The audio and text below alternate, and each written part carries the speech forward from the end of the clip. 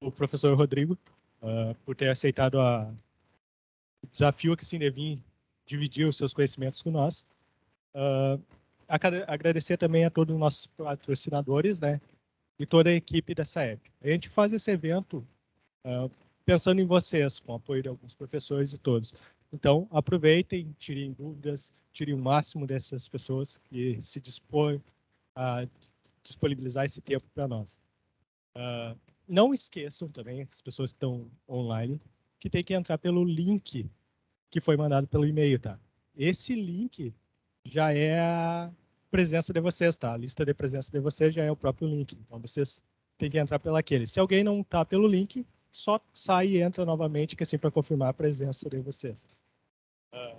Também tenho que falar que assim como a pandemia afetou muitas pessoas, todos nós, né? Então, sexta-feira vai acontecer um evento aqui na frente, que assim, se vocês quiserem comparecer, vai ser muito bem-vindo, é aberto para todos, tá? Para nós se encontrarmos, podermos trocar informações, tá? Então, eu vou passar a palavra para o Diogo, tá? Muito obrigado, Diogo. Vou deixar você se apresentar, então. Tem que ter uma emoção, né? Sim. Bom, pessoal, boa noite. Então, agradecendo aqui a participação do Diogo. Desculpa, Márcio, quebrar o protocolo aqui. Mas é que como a gente fez o convite ao Diogo, né? Só para vocês entenderem qual que é a relação que o Diogo já tem com a Unicinos, né? A gente tem alguns projetos que a gente roda com a empresa que o Diogo lidera, né? Que é a Instramed. Então, ele cuida lá de um núcleo específico de inovação, né, Diogo? Depois pode falar um pouquinho mais. Dentro disso, então, ele trabalha bastante com a parte de aplicação de inteligência artificial no setor, que é a aplicação da empresa, que é a área da saúde. Então, essa conversa aqui, né, é uma conversa que ela é para ser dinâmica, então podem participar, né, quem está em casa, quem está aqui, por favor, aproveitar, então, os conhecimentos que o Diogo tem da área, para poder tirar as dúvidas de como isso é aplicado propriamente, né, dentro da indústria como produto, né, pensando que a inteligência artificial hoje já vira produto, né? Muitas vezes a gente acha que é uma coisa mais sci-fi, né, coisa assim, mas não, né? Tem muita coisa que já vira produto, então é bem interessante que todos possam, né, entender como isso funciona, esse passo a passo, né? E como que são feitas a criação, né, de um produto na área da saúde, que já é algo mais complexo, né? Tem algumas regras e normas a ser seguidas, né? E ainda mais usando algo que é tão novo, né? E que precisa de vários tipos de validações, né? Vários tipos de validações diferentes daquelas que a gente está acostumado. Certo, pessoal? Então, façam um bom proveito desse momento, né? E, bom, esqueci de me apresentar, né? Eu sou o Rodrigo, sou coordenador do curso de Engenharia de Controle, Automação e Eletrônica aqui na Unicinos, e a minha área de pesquisa é a área de inteligência artificial.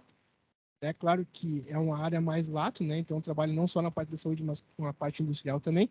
Então, por isso que o grande especialista aqui é o Diogo. Então, a gente vai beber um pouco do conhecimento do Diogo. Diogo, muito obrigado por ter aceito o convite. Passo para ti a palavra agora. Obrigado, professor Rodrigo. Tudo bom, pessoal? Boa noite. Boa noite, pessoal do outro lado, né? Que nem o Rodrigo comentou, eu trabalho numa indústria voltada para a área da saúde. Essa indústria hoje está em Porto Alegre. Nós temos também um projeto hoje com a Unicinos rodando, né? E o que eu vim fazer aqui é basicamente tentar motivar a noite de vocês, né? Não é para vocês cansarem, né? Só tem 150 slides aqui. E quem dormir vai tomar um giz na cara, né? Bom, a ideia aqui é fazer uma discussão, mostrar para vocês também que a área da saúde, ela não é só a luz branca de hospital, tá? Quem pensar assim, bah, lembrei do hospital, da luz branca, putz, né? Que coisa monótona. Não, na verdade, a área da saúde que a gente vai comentar é saúde como um todo, tá? Saúde, o que influencia a saúde mental, a segurança do corpo de vocês, que eu vou mostrar ali uma aplicação, produtos médicos que vão ser lançados, né? Como seguradoras de saúde querem saber da saúde de vocês, né? E a ideia é que vocês discutam também, tá? Vocês perguntem, levantem a mão, enfim. Mas eu queria fazer uma provocação para vocês. Estou na frente do slide aqui, né? Olha o que essa pessoa falou há mais de 100 anos atrás, né? Tudo que deveria ser criado já foi criado. Pô, ninguém mais se arrisca a falar isso, né? O cara não é louco. Mas olha o que essa pessoa pensava, né? E era uma pessoa vinculada ao governo, né? Tudo que já foi criado, deveria ser criado, já foi criado. Totalmente errado, né? Depois nós tivemos, enfim, vocês podem ver no YouTube lá os testes com os primeiros aviões, né? Balão, avião, tinha vários tipos, né? A maioria protótipos. E olha o que um jornal falou na época, né? O homem vai demorar em torno de 1 milhão de anos para poder voar. E isso foi em 1903. O homem vai demorar 1 milhão de anos para voar. Uau! Como é que alguém deixou passar essa matéria, né? Então, assim, estou começando com os pessimistas que não acreditam que a tecnologia evolua para a gente tentar vislumbrar aonde a gente vai chegar, tá? Ninguém de nós sabe ainda, mas vai pela tentativa e erro. E aí teve uma pessoa, não muito tempo atrás, todo mundo conhece esse celular aí, né? Foi lançado e logo que foi lançado, o CEO de uma grande empresa falou o seguinte, ó, isso aí não vai vingar porque não tem teclado físico, não tem botão. Vocês podem ver no YouTube essa entrevista também, tá? Então isso aí não vai vingar, o iPhone nunca vai vender, gente. Vendeu e faz sucesso, tá? E aí aonde eu queria chegar? Que aí vocês têm os pessimistas e vocês têm os otimistas, né? Então vocês têm os pensadores, por exemplo, esse aqui, ó, Guilherme Apolinário. Venham até a borda. Quem foi? Venham até a borda. E aí alguém foi e ele empurrou. E aí o cara saiu voando.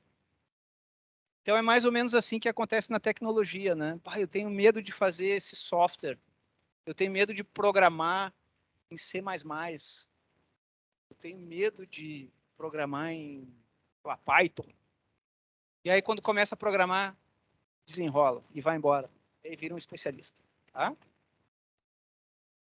Mas, tá muito chato isso aí, professor. Eu queria só hoje tá ganhando dinheiro com o YouTube, TikTok, né? Isso é o que dá dinheiro. Aí olhem isso aqui, ó. Toma, TikTok compra uma rede de hospitais na China. A Amazon compra uma rede da área médica nos Estados Unidos. Para quê, gente? O que o TikTok, né, quer comprar uma rede de hospitais? Que ele quer saber como vocês estão se sentindo na área da saúde. O que a Amazon quer comprar, ou comprou, né? Uma rede da área médica, porque ela quer saber a saúde de vocês. Se eu sei a saúde tua, o que eu vou descobrir?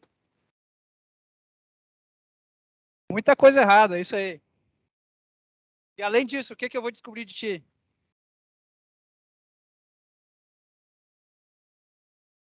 Informações sobre como tu está se sentindo em termos de saúde. E se eu sei como tu está se sentindo em termos de saúde, eu sei o que é bom para ti, né? E eu sei o que tu pode comprar. Então, se tu tá numa saúde boa, eu vou te oferecer produtos para ti se manter bem. Se tu tá com uma saúde, sei lá, não tão boa, eu vou te oferecer produtos que são para te melhorar, entendeu? Então, eu começo a ter inteligência artificial para te vender produtos. Se a tua saúde vai ficar boa ou se vai ficar ruim. Certo? Então, eu preciso de dados. Preciso de dados para saber como é que vocês estão, gente. Isso que esse pessoal está investindo pesado. Ó, coisas na faixa de bilhões. Tá? E aí a gente tem seguradoras de saúde se mexendo. Olha só isso aqui, ó. Primeiro, quando a gente fala em saúde, não é só produto de saúde, não é só o hospital Luz Branca, cama que o cara tá deitado lá, é saúde num todo, tá? Então, olha só. Você já tem seguradoras de saúde oferecendo descontos, tá? Por exemplo, eu tenho uma saúde boa, tu tem uma saúde horrível. Por que eu vou pagar o mesmo seguro de saúde que tu? Eu quero pagar menos. Minha saúde é melhor que a tua. Então, assim, esses questionamentos geram serviços. Esses serviços podem vir a gerar descontos.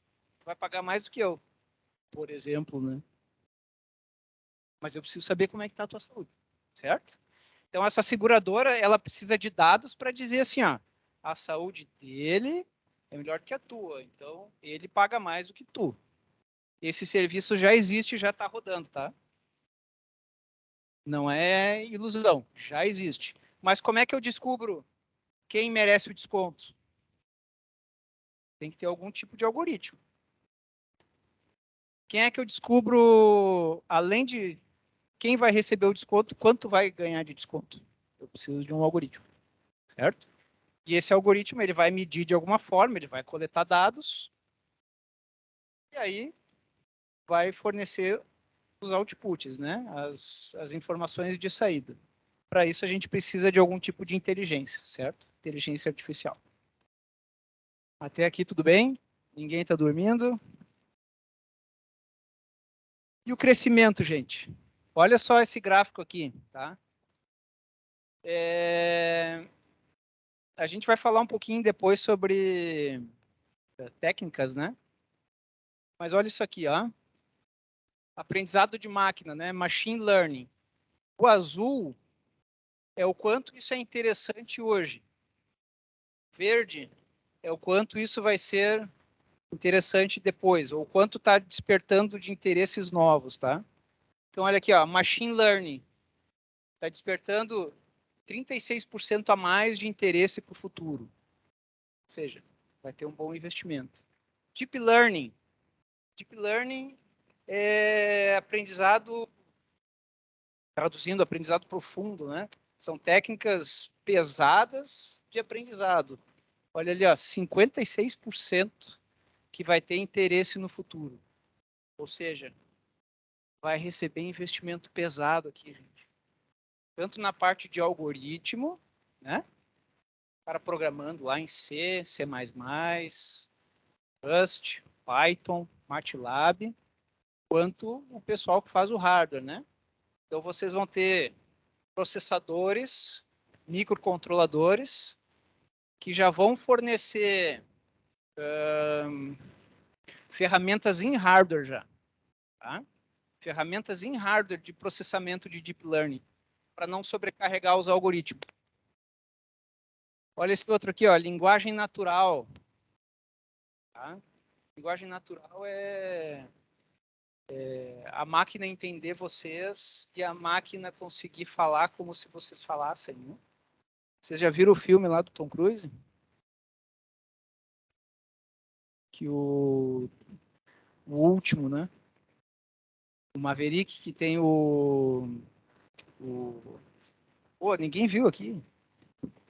Nesse último filme tem um ator mesmo que perdeu a voz, eles tiveram que recriar, né? Essa voz. Então eles utilizaram inteligência artificial, né? Linguagem natural, para eles pegaram assim falas que ele fez há muito tempo atrás, quando ele podia falar, né? E aí recriaram as falas dele, utilizando inteligência artificial. Isso foi bem interessante. Só não pode ver dublado, né? Tem que ver o original. Big Data. Vocês vão ter interesse também. Ó, inteligência artificial de forma geral, bastante interesse. Inteligência social, né?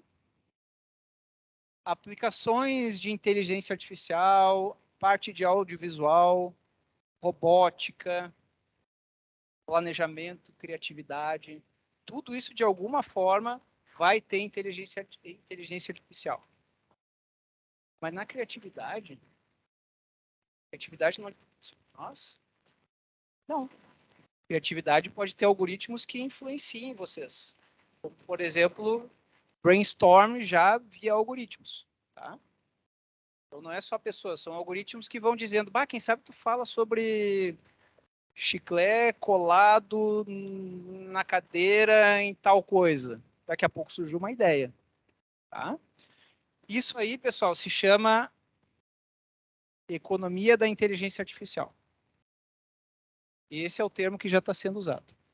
Então, em algum momento, vocês vão ouvir esse termo e vocês vão ver que ele vai poder ser utilizado em várias partes. E aí, pessoal, a inteligência artificial ela vai criar muitos empregos, também vai destruir outros, tá? Mas ela vai criar, ó, dizem, peguei esse recorte para não botar meu texto ali, né? 97 milhões de empregos. Tá, não é só na área da saúde, certo? É em todas as áreas. Então, 97 milhões de empregos de pessoas trabalhando a mais, né? Trabalhando com inteligência artificial, gente. É muita gente. Metade disso vai ser chineses, né? Outra metade vai ser distribuído para o resto do planeta. E aí, o que vocês vão precisar? De mão de obra que conheça inteligência artificial. Que saiba programar, que saiba fazer uma lógica, que saiba entender o que eu preciso ter na entrada e o que eu preciso ter na saída. Então, olha o problema. E vai destruir outros empregos, né?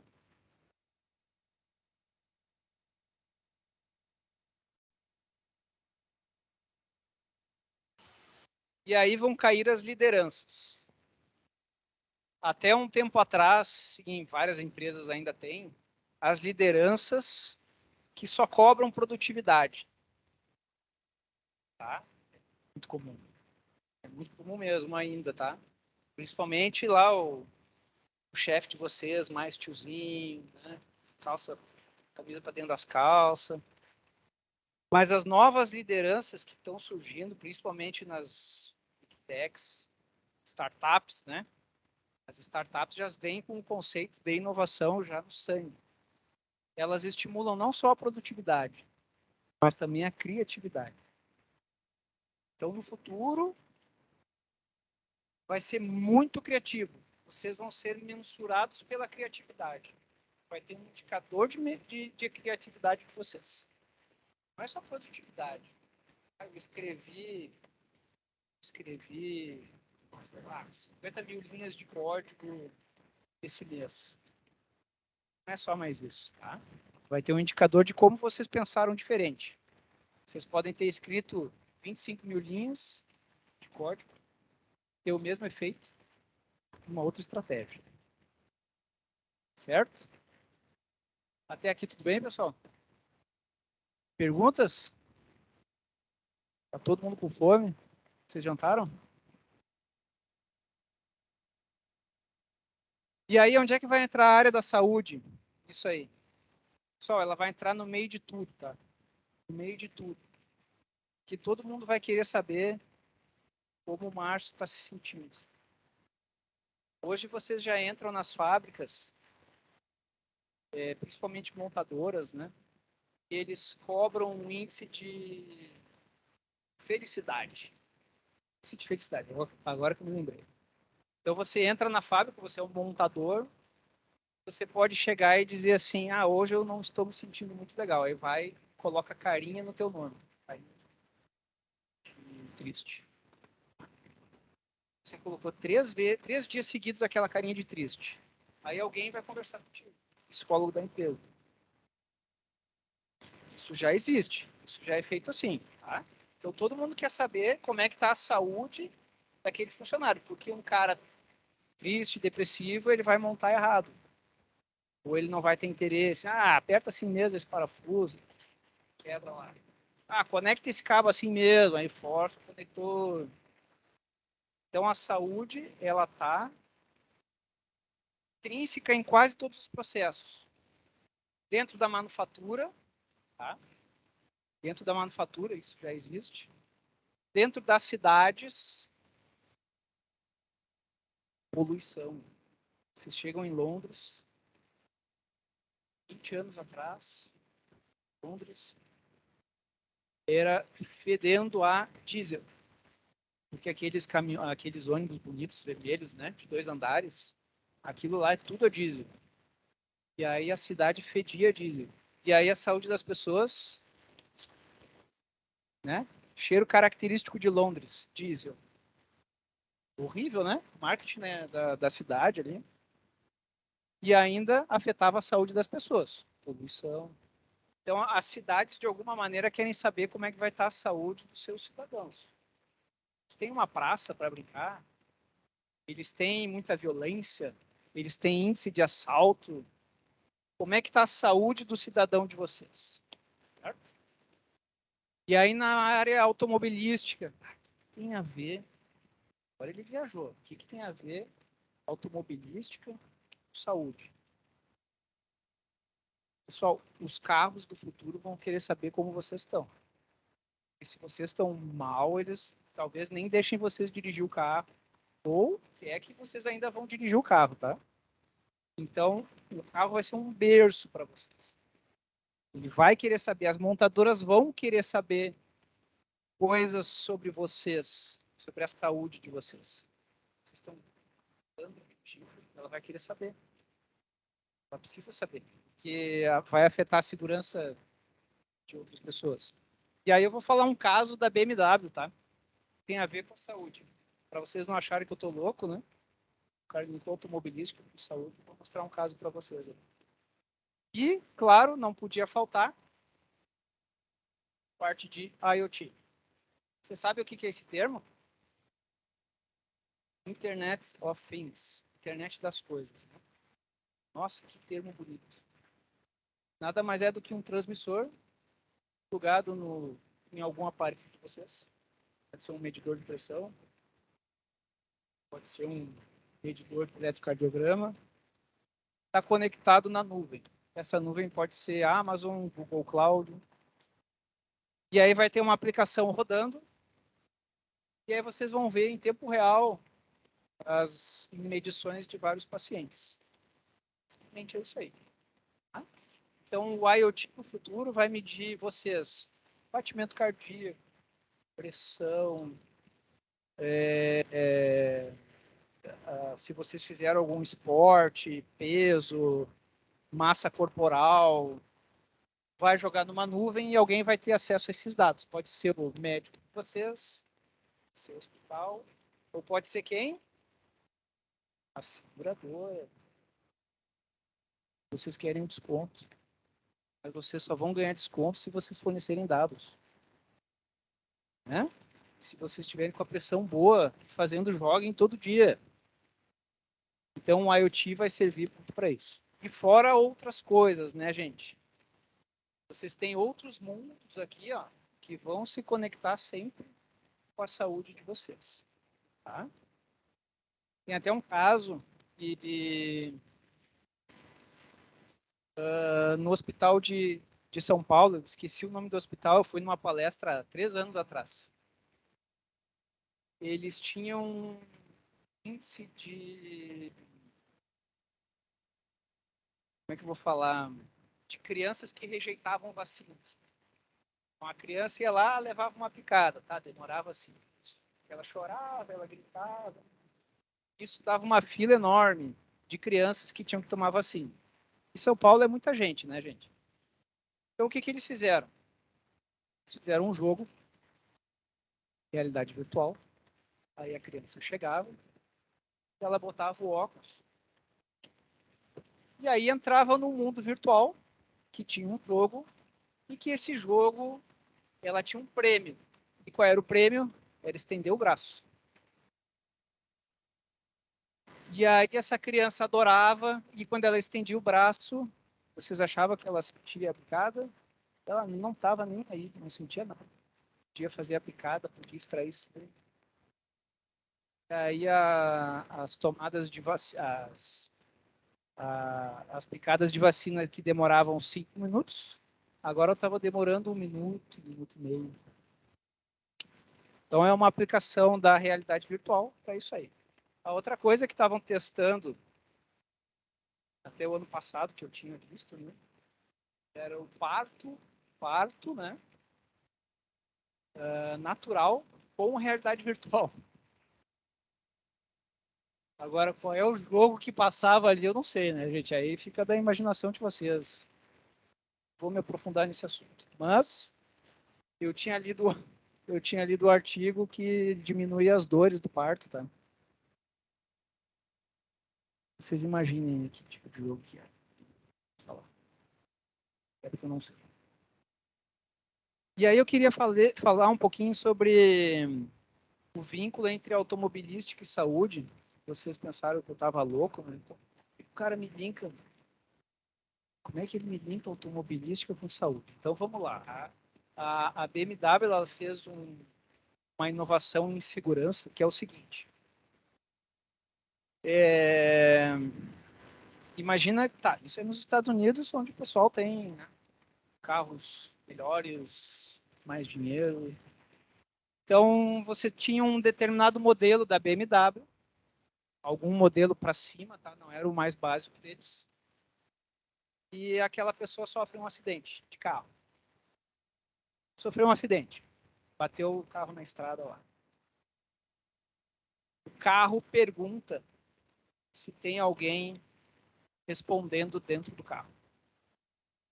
Então ele pergunta, ele tem uma inteligência dentro do carro, ele diz assim, tem alguém bem aqui? Ninguém responde. O que ele faz? Ele vai ter um sistema IoT, na verdade é um transmissor, tá? Que ele manda para um serviço de emergência da própria BMW, com a geolocalização, mais algumas informações, e se a pessoa está responsiva ou não, está respondendo ou não. E aí esse serviço da BMW faz o quê? Já aciona o 911 lá, né, o serviço deles, 911, já dizendo, ó, deu um acidente, a geolocalização é essa, o cara não está respondendo. Então, a resposta do serviço deles lá vem quase que imediata, né? Então, esse é um serviço que eles cobram, é porque o IoT, você tem que transmitir dados, e transmitir dados é um serviço cobrado pelas operadoras, certo?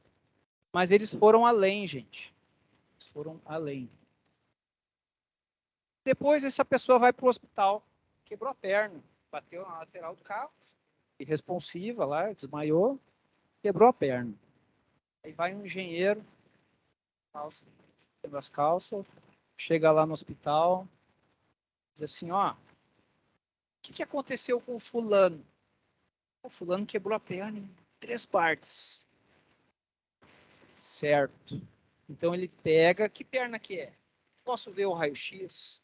Pega os dados de saúde daquela pessoa que sofreu o acidente, faz uma avaliação, faz o quê? Joga para dentro do setor de projetos da BMW novamente. Que eles não querem mais que quando se bata na lateral do carro, se quebre a perna em 3 partes. Então será melhorado o projeto deste carro. Mas para isso, o que ela precisou? De dados. E esses dados vieram da onde? De vocês, que estava lá dentro do hospital. Certo? Então vocês começam a ver aqui, ó, empresas grandes começam a ter relações com hospitais. E elas precisam de dados de vocês. E onde é que está a inteligência artificial aqui, gente? Vocês têm, primeiro, uma inteligência artificial. Aonde? No próprio carro. Quando ele fez a pergunta, ele perguntou ali, o sistema dele, né? Tem alguém respondendo?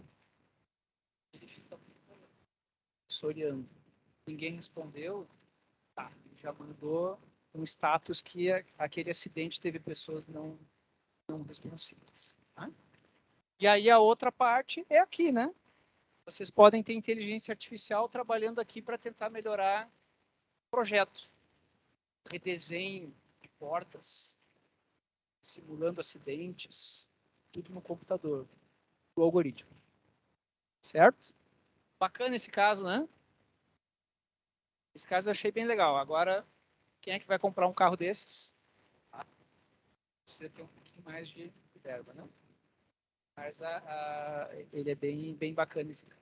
Já é um caso de 3 anos atrás, tá? E aí, só abrir um pouquinho ali, desmistificar o que é inteligência artificial, o que é machine learning, o que é deep learning. Então, tudo que vocês fazem de algoritmos que tem uma certa inteligência é uma inteligência artificial. Tudo que vocês fazem algoritmos que precisam de uma performance de máquina, precisam que a máquina aprenda, é machine learning, aprendizado de máquina. Tudo que vocês precisam que essa máquina, além de aprender, ela entre profundamente lá dentro, bilhões de dados que ela vai tentar otimizar, extrair informações, isso é deep learning, onde ele entra no mundo dos dados, vocês têm um data lake cheio de dados, aí o algoritmo de vocês vai entrar lá dentro, vai pegar aquele mundão de dados e vai extrair algumas coisas. Isso é deep learning. Tá? Então vocês podem ter inteligências que vocês não precisam de tantos dados, né? Vocês trabalham com inteligência artificial. Quando vocês precisam de mais ou menos dados, bastante poder de processamento, que a máquina aprenda machine learning. Quando vocês precisam de muitos dados, muitos rostos, preciso detectar, por exemplo, problemas de pele, aí eu entro em deep learning. Aconteceu um caso em São Paulo, 2019, aonde existiu uma fila, gente, monstruosa. São Paulo tudo é grande, né? Existiu uma fila no estado de São Paulo inteiro para as pessoas fazerem exame de pele, câncer de pele, problemas de pele nocivos, tá? Então elas não tinham mais dermatologistas para atender aquele povo inteiro. Então o que a prefeitura chamou? Chamou um hospital, chamou uma outra empresa parceira inteligência artificial e eles aplicaram técnicas de deep learning, tá? E fizeram um aplicativo e distribuíram para a população. Então fazia assim, quem queria fazer o seu teste de pele, tirava uma foto daquele sinal, daquela mancha, botava no aplicativo. O aplicativo mandava para um servidor, o servidor analisava e dizia assim, não é nada, pode ir para casa, não esquenta. 90% de chance de não ser nada. Ou ele pegava uma pessoa e dizia assim, 80% de chance de ser um câncer de pele. E aí essa pessoa sim ia para o dermatologista. Então eles conseguiram em 1 ano zerar a fila. Muito bom, né? Em 1 ano eles zeraram a fila que era imensa há muito tempo. Tá? Vejam que nós estamos aplicando inteligência artificial na área da saúde. Já misturou aplicativo, já misturou política do meio, já misturou a população. Tá? Então, olha só, aqui tem uma cortada, mas estima-se que em torno de 90% das novas aplicações utilizarão inteligência artificial. De forma geral, tá? Não é só na área da saúde. Ou seja, para vocês verem o poder que vocês vão ter na. E aí, falando em poder, vocês têm aí a China investindo dinheirinho de troco, assim, bala, 1,8 trilhões de dólares. 1,8 trilhões, eu não consigo nem falar, trilhões de dólares. Esse plano não está feito ainda, tá? Eles não vão investir até 2025. Eles vão fechar um plano até 2025 para investir depois, certo? Mas só vamos ver o montante de coisa que eles vão investir. Não é só na área da saúde, tá? E em várias áreas. Mas vocês veem a porrada que vai ser. Não é só algoritmo, tá, gente? É educação das pessoas, é treinamento, novos funcionários e hardware que consiga possuir a capacidade de rodar novos algoritmos. Toda uma base em cima disso aí. Certo? E aí vamos falar um pouquinho de aplicações, coisas bizarras, né? Tipo arquivo X. Alguém já ouviu falar em gêmeos digitais? Nunca ouviram falar em gêmeos digitais. Bom, gêmeos digitais não é só na área da saúde que tem, tá? Tem em outras áreas.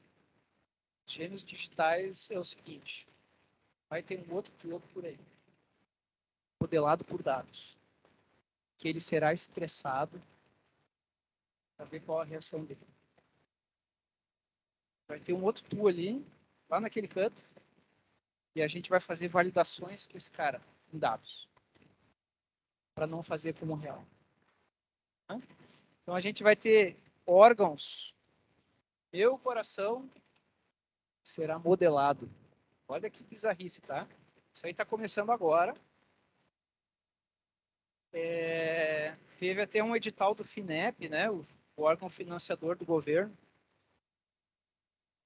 Ele saiu ano passado para aplicações de gêmeos digitais. Não era só na área da saúde, era em várias áreas. Então, olha só que bizarrice, né, gente? Só que a gente não está longe disso. Aqui tem uma outra figura, vocês não conseguem ver, mas tem uma outra. Esse é o órgão humano. Humano, vocês humanos. Velho. E aí vocês vão poder ser modelados como dados. No futuro vocês vão ter o corpo modelado ou alguma parte de vocês modelada. Alguma parte que vocês queiram testar. Então vamos supor que eu tenho histórico na família de algum problema de fígado, certo? E aí no futuro vou poder modelar o meu fígado. E aí eu vou ter um modelo dele, vai ser o gêmeo digital do meu fígado original. E aí eu vou poder fazer o quê? Testes, validações, para não fazer no meu original, né? Vai se perder, eu morro. Mas eu faço no meu modelo digital. E aí eu vou poder fazer predições, vou poder estressar ele, ver como ele reage a determinadas substâncias. Eu vou poder fazer ele envelhecer 50 anos para frente e ver até quanto ele dura. Começa a ser bizarra, né? As histórias, assim, da onde até a gente pode chegar. E, claro, além de estressar ele, eu posso otimizar terapias. Então, hoje eu já tomo um determinado remédio. Se ele for modelado, eu posso descobrir que esse remédio não é o melhor remédio. Posso ter outros. Que também serão modelados por inteligência artificial. É bizarro, né? A gente acaba caindo num sonho dentro de um sonho. E aí, para piorar, vocês têm nanorobôs, né? E o pessoal está pesquisando bastante.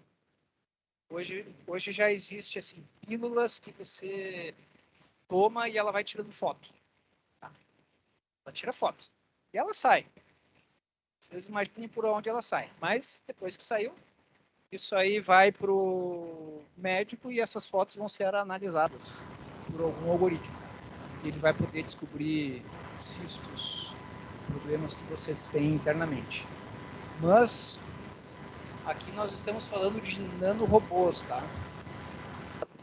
Cada vez vão ser miniaturizados, vai ter muito investimento. Muita pesquisa. Esses nanorobôs, vocês vão, de alguma forma, e aí eles vão tirar microinfartos, extrair coisas que eles identificam que estão erradas dentro de vocês, como, por exemplo, cistos, né? Muito comum, cistos nas cordas vocais, quem é fumante, por exemplo. E aí esses nanorobôs vão trabalhando com vocês, tirando essas microinfartos. E aí eles vão começar a diminuir de tamanho, cada vez menores, até ele ser visível para vocês não estarem, certo? Ainda não está pronto, mas tem muita pesquisa confidencial, muito dinheiro aqui dentro. Pensem que essas farmacêuticas gigantes, né, estão de olho nisso, estão pensando nisso. E aí, outra coisa bizarra, né? Não sei quem é que inventou isso. Tira toda a alegria, né? Da tentativa e erro. Companhias de casamento por DNA. Então eu vou extrair meu DNA, vai extrair o teu DNA, e a gente joga para uma companhia, e a companhia vai dizer, eles se amam pelo DNA. Que bizarrice, né? O pessoal já existe e as pessoas pagam por isso. Toma. E assim, quem é que vai dizer se um DNA combina com outro DNA? Uma inteligência artificial. Vai pegar milhões de casais felizes, extrair o DNA dessas milhões de pessoas felizes, vai botar um algoritmo que aprende a comunicação com os DNAs, vai pegar do outro lado casais que brigam, vai descobrir por que os DNAs são diferentes, e aí um algoritmo vai dizer, você se ama, ou você se odeia. Tá? Então, brincadeiras à parte, isso já existe. Tá? Nos Estados Unidos. E aí, outra coisa é dietas, né? Todo mundo odeia. Mas agora, dieta por DNA, vocês vão adorar. Olha só, a pessoa vai extrair o DNA, vai jogar num algoritmo e ele vai dar a dieta correta para vocês. Tá? Nutrição, emagrecer, né? Ficar mais forte. E quem é que vai dizer, de acordo com o DNA, qual nutrição que vocês precisam? Inteligência artificial, um algoritmo de deep learning. Vai pegar milhões de DNAs, milhões de bases de dieta, ruins e não ruins, vai identificar um padrão, e aí quando vocês colocarem o DNA lá, ela vai direcionar vocês à nutrição correta. Ou não, né? Vai saber. Até aqui tudo bem, gente? Para quem gosta de ficção científica, né? Até aqui tudo bem. Então, olha só. Algumas previsões, né? Esses dados aqui vocês podem extrair da internet também. Queria só dizer uma coisa para vocês. O que está todo mundo de olho na saúde? O TikTok comprou uma rede de hospitais. E olha só, gente. A expectativa de vida está sempre aumentando. Ó, em 2017 ela estava 74 anos, 74,8 anos em média. 2026 vai ser 76 anos. Nós ganhamos 2 anos. Bom, um detalhe aqui, ó. A expectativa do homem é menor do que da mulher. Tá? Durmam com isso. Durmam com esse trem aí. Tá? E olha só, os investimentos em saúde que as pessoas vão fazer também vai aumentar. Ou seja, vocês vão estar com 70 anos, vocês vão precisar de uma dieta, né? A idade de vocês. Vocês vão ter algoritmos de inteligência basicamente todos vocês monitorando. Vocês vão ter as farmacêuticas em cima de vocês, querendo dados para dizer assim, toma mais remédio. Aqui, toma esse remédio aqui, tá certo? E aí vocês vão poder casar de novo também, né? Não tem nada. Então, gente, vejam, tá tudo aumentando, ó. Gastos em saúde, expectativa de vida. Então, vai ter bastante investimento. Sim, nós não estamos falando de investimentos pequenos, tá? Segundo uma grande empresa de serviços, essa Gartner, é até interessante vocês verem de vez em quando, ela tem um troço chamado quadrante mágico, que ela pega empresas e coloca nesse quadrante mágico, vocês conseguem ver quais as que estão inovando, quais as que estão investindo mais, né? E para vários setores, então, a gente tem aquele investimento em saúde de 25 bilhões. Serviços que conterão, 75% dos serviços conterão inteligência artificial. 75% dos serviços conterão inteligência artificial.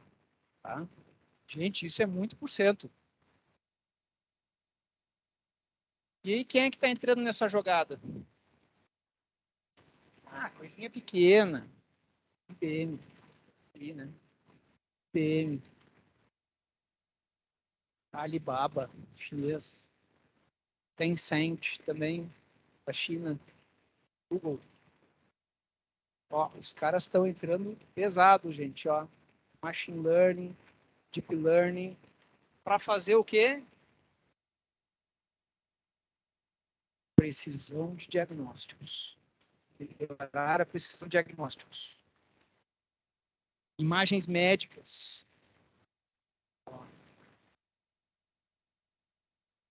Coisas vinculadas a drogas, né? Fármacos. Mas o Google entrou na área da saúde. Nossa. O que, gente? O Google quer saber dados de vocês, da saúde de vocês. Se ele fizer diagnósticos mais precisos, o que ele faz com isso? Vende. Tanto faz eu vender os teus dados de saúde, quanto eu já vender um diagnóstico pronto. Uma empresa farmacêutica. Esse cara aqui está com pressão alta. E aí o que eu faço? Eu começo a leiloar anúncios para ele. De remédio, de medicamentos de pressão. E aí ele vai me cobrando. Então, quanto mais as pessoas souberem, aliás, quanto mais essas empresas souberem o que vocês estão precisando, mais eu consigo te vender produtos. Claro, o meu diagnóstico tem que ser bom, né? Eu consigo chegar e dizer assim, esse cara que está com pressão alta na vida real, eu te vender, sei lá, outra coisa que não vai usar, vai descartar. Então, eu preciso de um diagnóstico preciso, te vender a coisa precisa. Você está precisando. Qual é a outra coisa que eles estão buscando? Já sabe que tu precisa, né? Você vai comprar. Te vender. Só que é o seguinte, eu quero descobrir antes dele saber. Quero descobrir antes dele saber, que aí eu faço um diagnóstico preciso, e aí eu vendo uma outra empresa farmacêutica. 80% de chance de pressão alta. 30% de chance de pressão alta.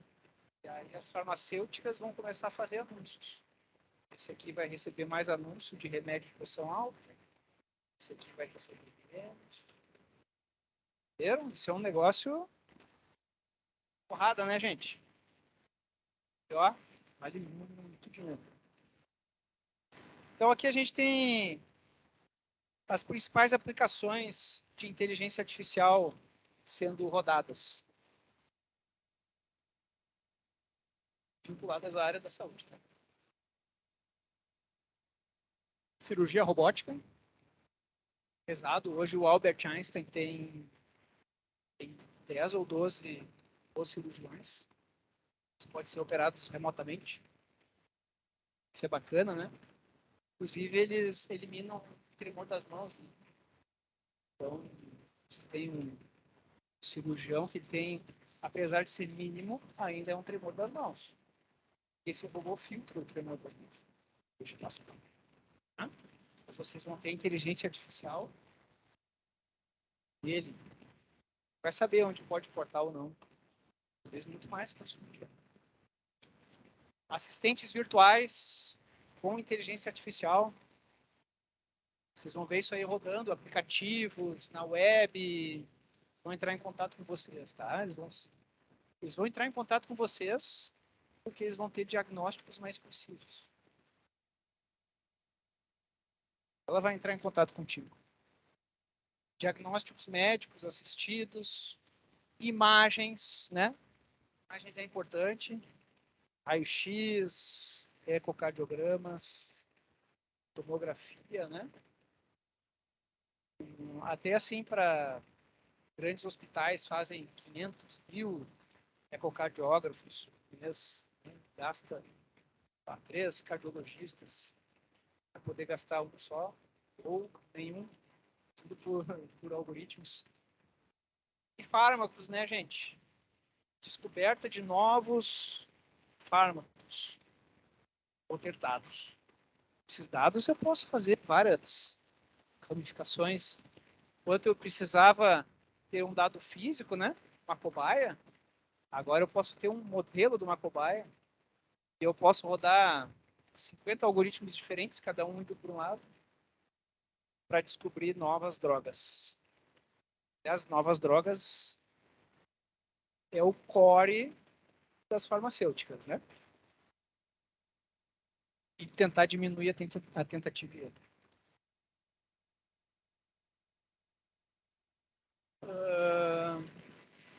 Então, olha só, o mercado de inteligência artificial em 2021 era de 6 bilhões.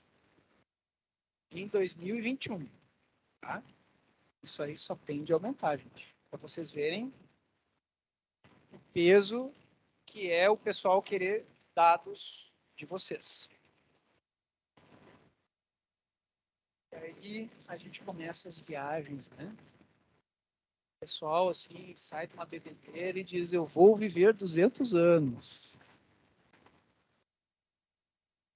Pessoal, tem gente levando isso muito a sério e já tem pesquisa envolvendo, já tem gente dizendo, quem vai viver 200 anos? Ou já nasceu ou vai nascer daqui a pouquinho. Então vai ter investimento pesado. O ser humano hoje chega o quê? No máximo a 100 anos. Vocês vão ter coisas pesadas aí para viver mais, tá? Pode parecer loucura, eu acho que é boa parte da loucura, mas vocês vão ver muito falar disso aí, tá? Eu acho que é loucura mesmo, né? Quem é que ia ficar 200 anos pagando imposto, né? Não vale a pena, né? Mas quanto mais uma pessoa vive, mais ela paga imposto, mais ela consome remédios, né? Ela é um negócio. Se meu negócio durar 200 anos, eu estou feliz. E de onde é que o pessoal tira esses 200 anos, né? Tá aqui, gente. Ó. Tá aumentando 2 anos em quase 10. O pessoal, claro, que não vai ser não vai ser linear, né? Mas pesquisas já estão ocorrendo nisso aí, certo? E aí nós temos o que afeta bastante, né? O que afetou bastante a pandemia? Saúde mental, né? As pessoas em casa, enlouquecendo, surtando. Então, saúde mental também vai ter inteligência artificial. Como assim, né? Então, já tem uma companhia que está utilizando inteligência artificial para falar com pacientes. tentar entender o que passa na cabeça desse paciente, né? Então, em vez de ter um psicólogo, ou até tem um psicólogo, né? Vai ter um algoritmo falando com você, vai ter um algoritmo tentando entender o que passa na cabeça. E aí a gente tem algumas vantagens, né?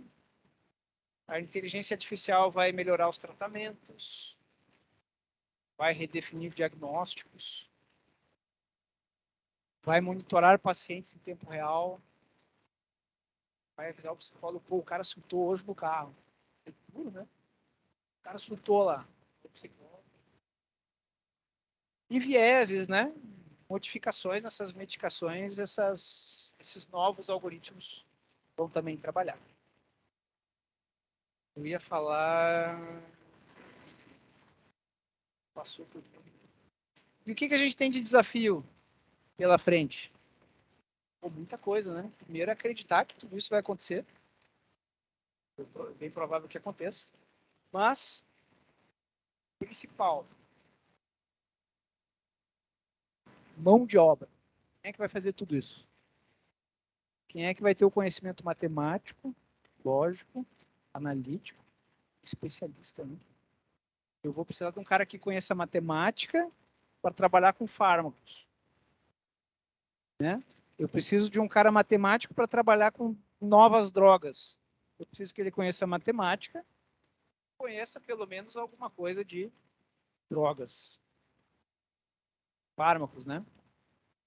Ah, eu preciso de um cara que trabalhe para a saúde mental, então ele tem que conhecer matemática, pelo menos alguma coisa, lógica, analítica e conhecer algo de psicologia também, né? Então, mão de obra vai faltar. Vai faltar, com certeza. Você se lembra que eram 97 milhões de empregos novos? E perda de empregos atuais, né? Perda de empregos atuais. Vai acontecer. Já aconteceu nas montadoras. Hoje é tudo robotizado, né? Solda já é robótica, pintura já é robótica. Você só tem lá os computadores para olhar, ver se não tem nenhum robô quebrado, porque eles ainda não se autoconsertam. Então, bem, eles ainda não se autoconsertam. Entendeu? Ainda não. Vai ter. Vai ter robôs que consertam robôs.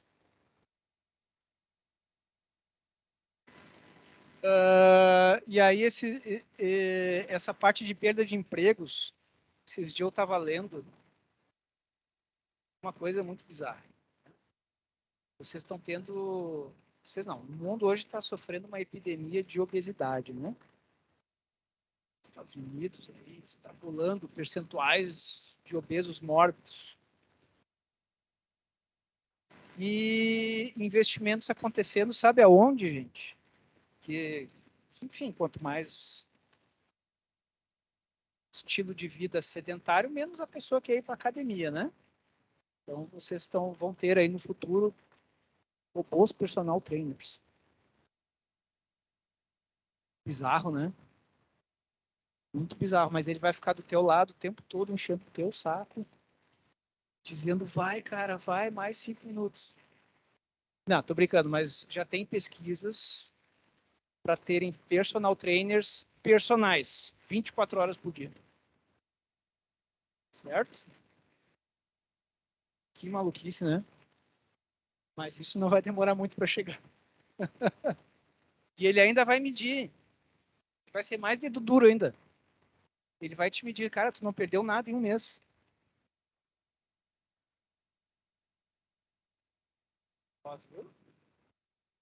Tu não perdeu nada, cara. E aí o que ele vai fazer ainda? Ele vai te xingar. É um algoritmo te xingando. Olha só, eu não aceitaria.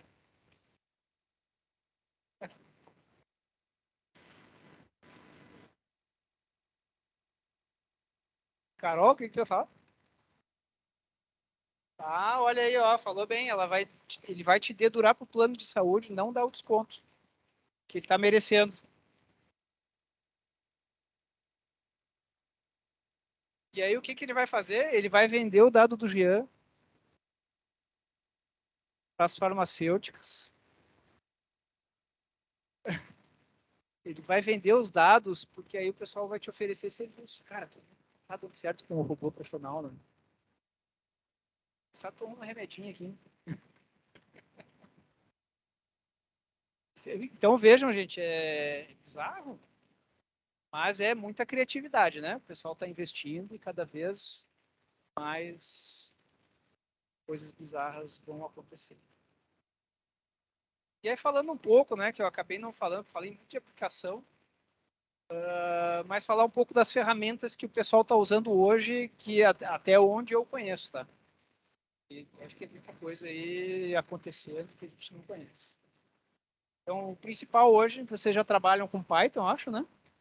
Todos vocês já, certo, tiveram algum contato. Na indústria também se usa, tá, gente? Na indústria também se usa Python. O Python, ele é usado na indústria como um passo inicial. Você vai fazer as aplicações, os testes, os algoritmos, mas tu não vai portar ele para dentro de um produto. Não se porta, ele é muito pesado. Então, o que que se faz?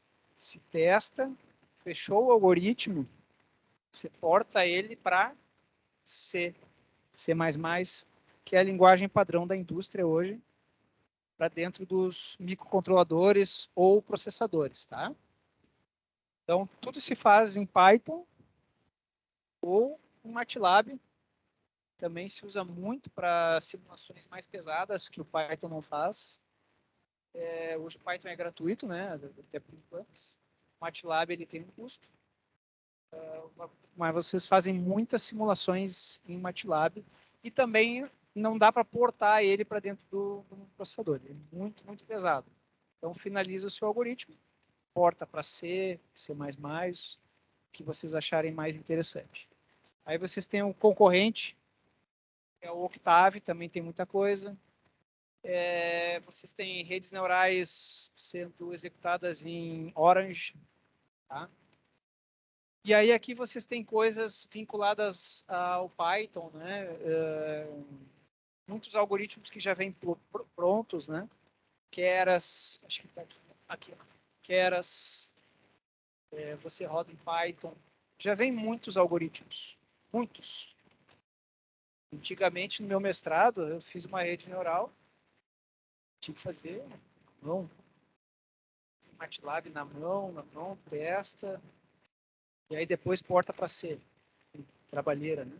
Hoje, em Python, você só puxa ali uma biblioteca, né? Keras, TensorFlow. Você puxa a biblioteca, testa, já vem muita coisa pronta. A gente tinha que programar na mão ali, botar as camadas. Então, facilitou bastante. Mas a maioria das coisas ainda não são portáveis para a indústria. Tá? Ainda não são portáveis. Alguém descobriu uma forma de fazer o algoritmo em Python e aí tem um processador que já roda Python. Vocês estão grandando. E aí algumas outras aplicações aqui que se usa na indústria, tá? Vocês veem elas sendo dadas, muitas empresas usam redes neurais, tipo MLP, Multilayer Processing, RBF, Radial Basis Functions, são redes neurais que basicamente filtram, né? Vocês podem filtrar, vocês podem detectar padrões, vocês podem aumentar ou diminuir o tamanho dela. Elas, né? São redes neurais. Vocês acham que elas foram criadas agora? O pessoal tem mais de 50 anos. Mais de 50 anos. O pessoal fazia na mão antes. Claro que não era tão grande que nem é feito agora. Mas elas são muito antigas. O conceito é muito antigo. Depois vocês têm redes um pouco mais novas, né? Redes neurais convolucionais, que elas têm duas camadas intermediárias. que vocês dão muito dados para ela e ela consegue ser muito mais assertiva, detectar padrões. Porém, ela é mais pesada. Então, essas CNNs, né, redes neurais convolucionais, tem que ver se elas são portáveis, né? Vocês têm que fazer testes quando forem implementar. Então, por exemplo, Python, já tem ela pronta. Vocês baixam a biblioteca, usam uma CNN, só que às vezes dá um monstrão lá, não tem como usar, tá? E também não vale a pena. E aí vocês têm algoritmos mais simples para detectar padrões, né? Pode ficar do lado de cá ou do lado de lá da linha que uma máquina vetorial fornece. São as SVMs, Support Vector Machines. Muito usado também na indústria, tá? Detectar padrões, se está congelando, se não está congelando, padrões de temperatura, focos de incêndio, de satélites, né? Quando o satélite passa por cima. Muito usado na indústria essas três, tá? Só que essa aqui é um pouquinho mais difícil de portar porque ela é maior. E aí vocês já ouviram falar nessa aqui?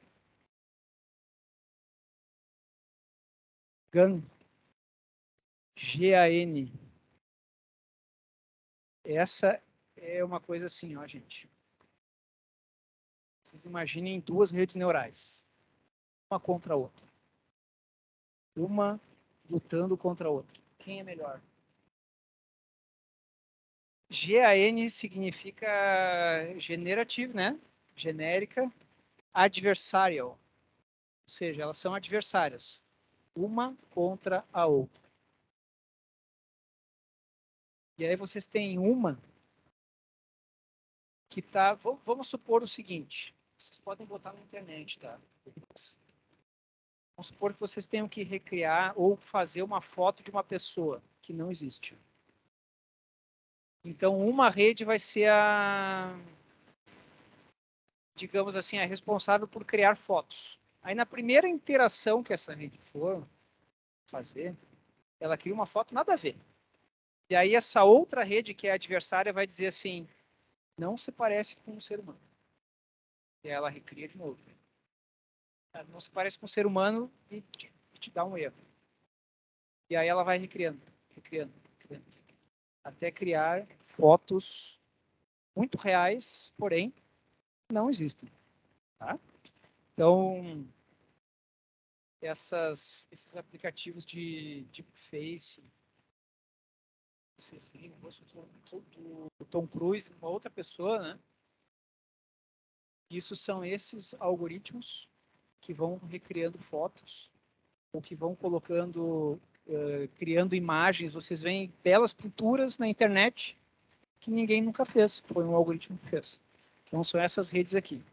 Tá? Depois vocês põem na internet, gente. Ponham em imagens ali.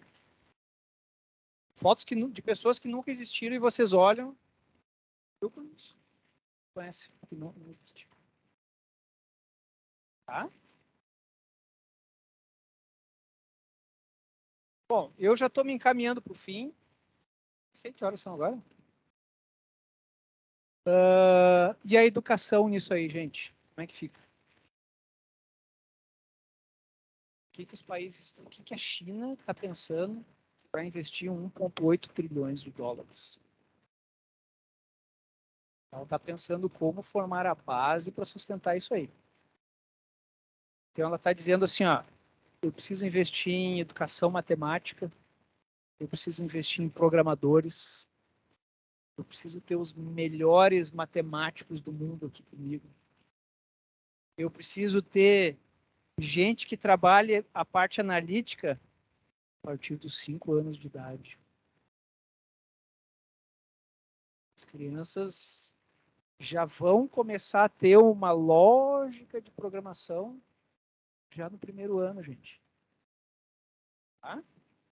Então, essa parte de educação matemática vai ser a base de tudo isso.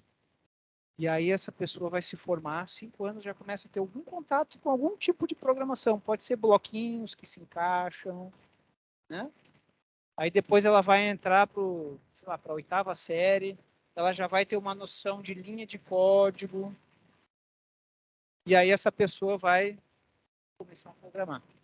E depois ela se especializa e ela usa a programação que ela fez nessa especialização. Tá? E fora isso, vocês vão ter física, investimentos pesados em física, investimentos pesados em mais matemática, mais analítica, mais programação. Na nossa época era ser nerd, né? É nerd. Não, agora ser nerd é... Não. Cuidado, que o nerd pode ser o chefe de vocês, né? No futuro.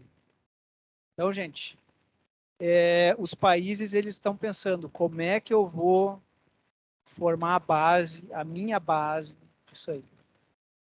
Vocês têm a China investindo pesado, vocês têm Estados Unidos investindo pesado. Vocês sabem que os asiáticos vêm ganhando os campeões, como os campeões de matemática há 10 anos, né? E o ano passado quem ganhou foi os Estados Unidos, com asiáticos que moravam lá. Então esse investimento vem há muito tempo acontecendo. E agora a gente vê países que estão se tornando grandes monstros disso aí, né? Computação quântica hoje está na China. Tem aplicações pesadas já em pesquisa de computação quântica. Então, vocês têm Estados Unidos investindo na base, eles não querem perder. Vocês têm a Alemanha investindo. E o Brasil? O Brasil também vai investir, gente. Também vai ter que ter uma base de lógica, de analítica, de matemática muito boa. Isso depende muito de vocês, tá? O poder está com vocês agora. Certo?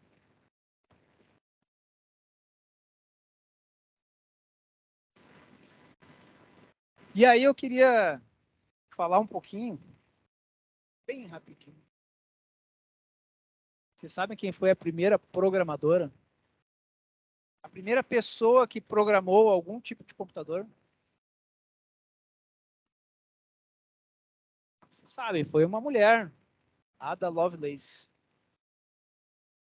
Então, a primeira pessoa que programou alguma coisa foi uma mulher, Ada Lovelace. Olha a data, gente. 1842. Ela programou uma máquina chamada máquina analítica de Charles Babbage. E aí, quando ela conseguiu programar alguma coisa, ela chamou de poesia matemática. E aí, ela, na época, imagina, louca, né? Programando, o que é isso? Imagina. E aí ela disse assim, ó, estou num estado de confusão, porém encantador. Então ela já sabia o que iria por vir. 1842. Tá? Estou em encantador estado de confusão. Pessoal, vocês não ficaram no estado de confusão agora com tudo isso? Nanorobôs, seguradoras de saúde querendo dados de vocês não querendo dar, certo? Então vocês também estão no encantador estado de confusão. Tá? Ou seja, tem muita coisa por vir. E, pessoal, obrigado. Era isso. Espero que vocês tenham gostado. E agora vamos fazer uma discussão em cima, né? Se vocês tiverem alguma pergunta, e eu espero que tenham. A gente começar. Pessoal, antes da gente bater palma pro Diogo, né? Eu vou pedir para vocês fazer uma provocação para vocês e aí a gente começa a fazer as perguntas pro Diogo, tá? Então, eu vou só fazer um comentário. O Diogo falou aqui da questão dos asiáticos, né, tudo mais. Eu fiz um curso da Huawei, agora não faz muito tempo, foi ano passado, de inteligência artificial. E lá eu fiquei sabendo, né, o professor era chinês, e ele falou, né, uma das aulas do então, trabalhando com Python, né, disse, não, as crianças estão sendo alfabetizadas na China, porque estão sendo alfabetizadas agora em duas línguas, né, mandarim mais inglês. Na parte do inglês, eles são alfabetizados com Python, né? Então, eles estão criando uma legião de programadores, né? Por quê? Porque eles querem dominar justamente essa parte. E a parte que eles estão tendo, então, a parte de alfabetização deles numa segunda língua é em programação. E o que eles estão tendo como grande prioridade. Não é mais aquela parte que antigamente eles tinham muito forte, a parte manual, né? Então, tudo que é chinês, japonês, né, escultural, é coisa muito manual. Não, agora toda a parte analítica, a parte matemática, a parte de física, né? Então, quando se fala disso, a gente pensa, não, coisas mirabolantes, mas na verdade é o domínio da base. Então, eles estão trabalhando muito nisso, né? Então, aproveitando que a gente está na semana acadêmica, né, da Escola Politécnica, né, os físicos, os matemáticos têm muito a fazer para a gente conseguir encantar essa nova geração com a parte da base, né? E a gente tem muito a fazer como engenheiros, né, como qualquer outra área da área exata e tecnológica, né, para a gente conseguir fazer com que essa parte que é nerdice, né, Diogo, a parte nerdice se torne algo interessante, né, porque é assim que a humanidade caminha para frente. Bom, feito esse iterim, né, uma das coisas que eu acho que é bastante importante, eu vou fazer a primeira pergunta para o Diogo, mas vocês sigam, por favor. Tá? Uma das coisas que eu, particularmente, eu estou do outro lado da mesa agora, né, Diogo? Estou do lado aqui tentando ser um bom professor. Né? Sou engenheiro, sou professor, não estudei para isso. Os dois aqui estudaram para isso, né? São físicos licenciados, agora estão fazendo física média. Né? Então, eles estudaram para ser professor, então eles são professores. Então, sou engenheiro tentando ser professor. Mas quando a gente fala nisso, Diogo, a minha principal pergunta é, hoje, certamente, na tua empresa, há necessidade de mão de obra especializada. Hoje, eu estava vendo no Jornal do Almoço, né? Estava passando a dificuldade que tem para contratar recenseadores. Que não tem uma necessidade tão alta assim de qualificação. A qualificação é mínima, né? Já estão com dificuldade. Então, o Estado está com um déficit de 30%. Então, o Estado tem que pedir prazo para poder entregar o recenseamento. Como que isso está hoje, né, na área, do teu ponto de vista de cara que contrata, né? Como tu vê isso? E quais são as principais, aí pensando nas palavras da moda, né? Hard skills que se precisa, assim, de programação e tudo mais, e na questão de soft skills, né? Que seria a questão de conseguir conversar com outras áreas. Porque trabalha muito, né? Isso, o jogo trabalha muito com os médicos, né? Diversas especialidades. Então, quais são esse problema básico, né, de falta, e quais são as habilidades? Acho que esse aqui funciona, né? Então, boa pergunta, né, professor? Primeiro eu vou dividir em três perguntas, três partes. A primeira, ele falou sobre os físicos, né? Eu sou filho de um professor de física também. Passei a infância ali no meio de livros, motores desmontados.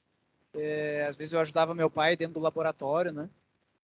Então eu tenho essa característica um pouco mais nerd ali.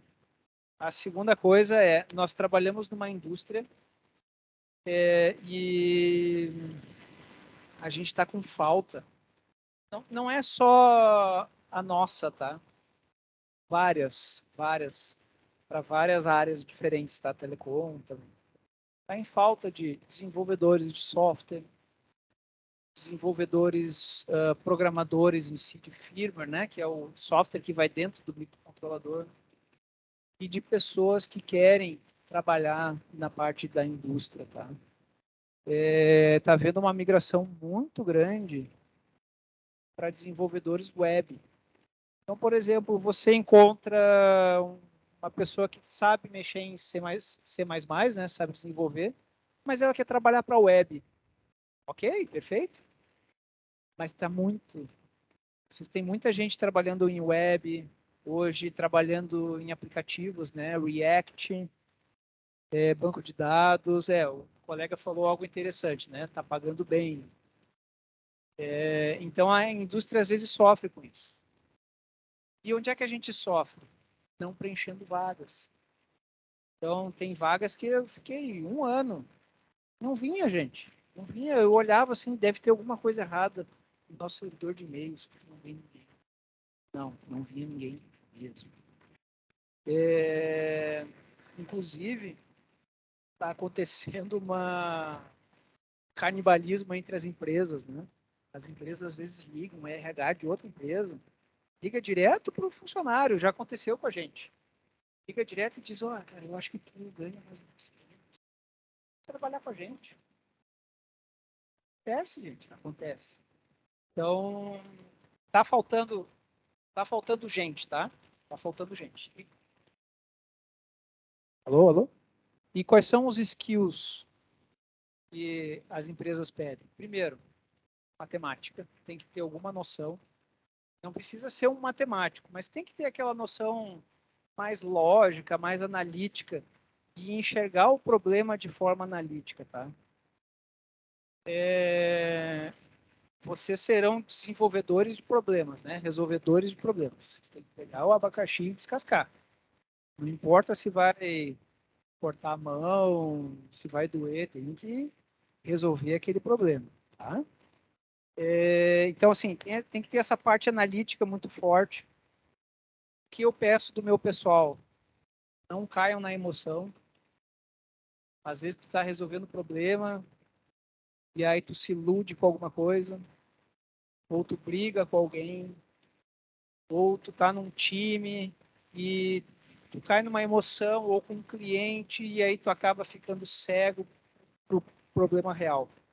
Então, isso se chama poder de investigação. Tá? O poder de investigação é vocês baixarem a cabeça e entrar para dentro do problema. Pô, não estou escutando o que tu está falando, Diogo. Estou dentro do problema. Beleza. Já aconteceu comigo. Falar com o projetista e o projetista não escutar, tu acha que ele é arrogante, não é, ele está dentro do problema. Legal, cara. Isso aí, continua. E aí no final do dia ele sai e resolve o problema. Então, o poder de investigação não é só na área de programadores, desenvolvedores e engenheiros, tá? Em qualquer lugar. As empresas estão pedindo poder de investigação. De entender o problema e saber, pelo menos, como se resolve. Hoje tem muito mesmo, tá? Muito. Gente que vocês dão um problema e sabe o que ela faz? Isso aqui tem software. Não é comigo. Não, olha aqui, tem um pouquinho de hardware. O fulano. Isso acontece. E aí, o que a gente faz lá dentro? Corta o naipe. Não, é contigo. Ah, mas eu não sei o que, eu não... É contigo. Ah, mas eu não quero fazer. Então, sai fora. Vou passar para alguém que saiba fazer. Então, é poder de investigação, gente. E a capacidade de assumir riscos, tá? Que quem não assume riscos, fica parado. Quem não faz, não é. Nunca errei na vida. Já fez. Tá? Chegar pro chefe e dizer, claro, tem chefe, mas chegar pro chefe e dizer, pá, cara, não errei nada há um ano, mas um ano, nunca cometi um erro aqui. Se o cara for esperto, ele vai perguntar, tá, e o que tu já fez? Ou tu passou pros outros? Isso a gente tem que ficar bem atento, tá? Pergunta. Já tem uma pergunta a fazer aqui, só. Não tem pergunta não. Tá, deixa eu levantar. Eu vou levantar também. Primeiro, obrigado, Diogo, né, por ter vindo aí. Já tem uma relação de um ano e pouco já que a gente trabalha junto, né? Então, obrigado por ter vindo aí. Falar da experiência, falar um pouco com a gente, tá? Na verdade, não é uma pergunta, né? Quer dizer, pode ser também, eu vou botar uma discussão na mesa, tá? Que se falou muito da inteligência artificial, né? Muito se falando da área de engenharia, da coisa técnica e como é que os skills que a gente precisa e tudo mais, né? Mas uma coisa que é bem interessante, assim, que eu acho que tu falou um pouco na tua fala ali, eu queria só ressaltar, que vai ser uma era de dados, né? A gente vai estar entrando numa era de dados agora, tá? E que muitos de vocês que já trabalharam comigo, né? Alguns de vocês já estiveram lá comigo, a gente já discutiu isso muito, mas a qualidade dos dados é importante. Né? Então tem a ideia toda do IoT ali, né, que vai começar a coletar muitos dados, né? Então a gente vai começar a crescer exponencialmente a quantidade de dados, né? Então engraçado é que já se fala em crescer exponencialmente há 20 anos já, né? Mas a coisa continua crescendo, né? Então a gente está tendo cada vez mais dados com qualidade agora, né? Realmente, né? A gente fala em dados de qualidade. Há 20 anos atrás, quando eu comecei a trabalhar com bioinformática, por exemplo, a gente tinha lá os dados, mas era tipo assim, cara, olha só, a gente conseguir que as proteínas desse bichinho aqui, do Helicobacter pylori, cara, o que ele faz? Nada, ele é um bichinho da fruta ali, né? Não faz nada. Mas, né, é o que se tinha. Então a coisa está evoluindo muito, né? Só que o que é interessante de se falar, principalmente na área médica agora, né, já que a gente está falando de evolução de dados, que eu queria que discutisse um pouco, é que se tem pouco acesso a dados médicos, né? Eu sei porque a gente trabalha muito com isso, a gente sofre com isso também nos projetos, né? Mas se tem poucos dados, inclusive muito por causa de comitês de ética e tal, né? Então, o que eu acho que vai crescer daqui para frente, que eu discuti isso contigo, né? É que além da coisa técnica, né? Do cara ser técnico, programador e tudo mais, vai se crescer muito também a parte social, do tipo assim, tá, como é que o comitê de ética vai tratar esses dados, né? Porque tu vai coletar o dado ali do Diogo, do Rodrigo, da pressão arterial de todo mundo que está aqui, mas eu posso coletar esse dado? Eu estou autorizado a coletar esse dado? O Jean deixou coletar, o Rodrigo deixou de coletar. Então tem toda essa discussão de autorização, de ser permissivo ou não, né, de leis de coleta de dados e tudo mais. Né? Eu acho que essa é uma discussão importante, né? Isso afeta outras áreas, né? Você sai um pouco da área da engenharia, entra muito na área social, entra na área de bem-estar e tudo mais. Né? Então, só falar um pouquinho sobre isso. Obrigado. Obrigado, ótima pergunta. Então, assim, os principais gargalos hoje vão ser dados, que o professor já falou, né? Como conseguir dados e dados de boa qualidade e validações clínicas, né?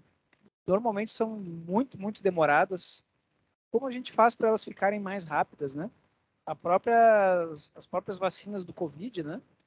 Elas foram muito rápidas. 6, 7 meses já tinha algumas vacinas ali sendo validadas, tá? Mas conseguir dados vai gerar um problema porque serão muitos dados, cada vez mais empresas, startups querendo dados e dados para criar produtos.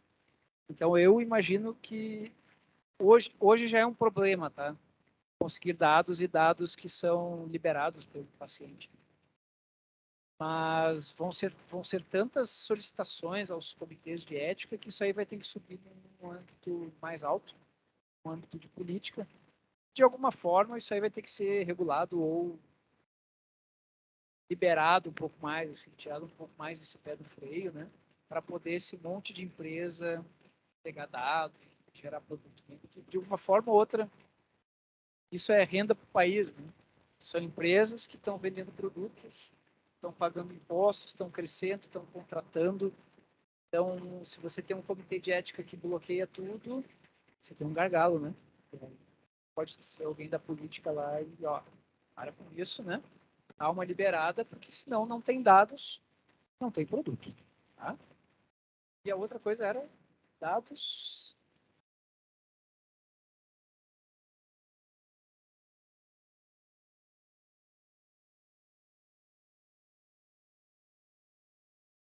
Isso, a LGPD, é. É. E os dados de vocês, eles valem muito no mercado, tá? Se eu saber que tu tem pressão alta, se tu tem alguma tendência, posso te vender um produto baseado na tendência. Então, por exemplo, vou dar um chute assim. Eu, de alguma forma, com dados, consigo descobrir que tu tem tendência a glaucoma. Chutei aqui, tá? Tem tendência a glaucoma. Eu começo a vender os dados para empresas que trabalham com isso.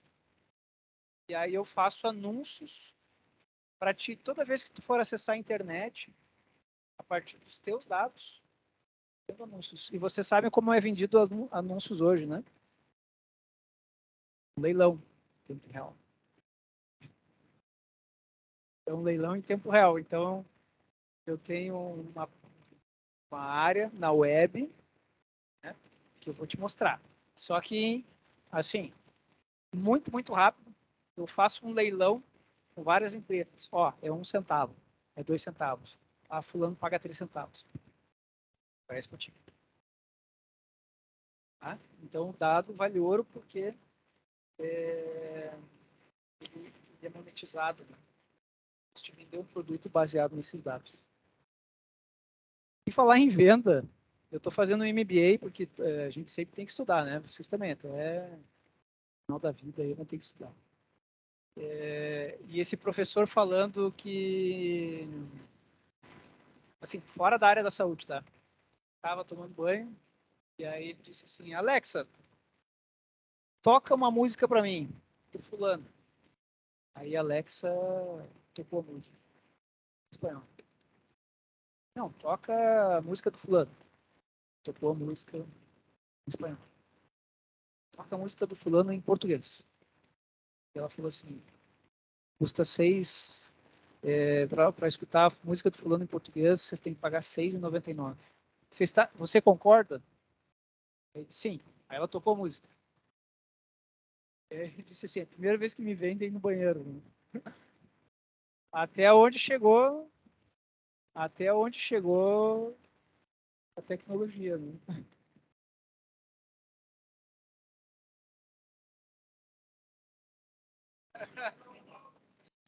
Aí, Prof. Talma.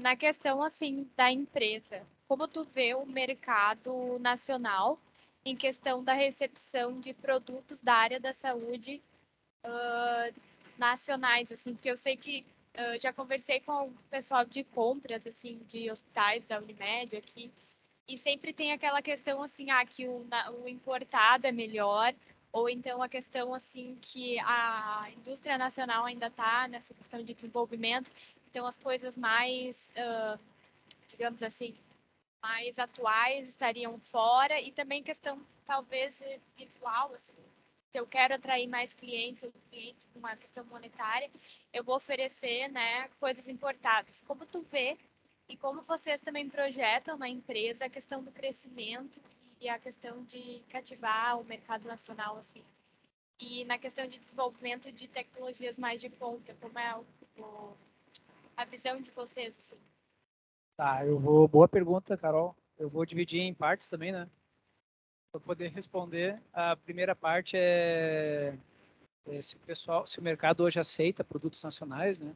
Sim, o mercado aceita. O mercado nacional é um grande comprador, o mercado brasileiro.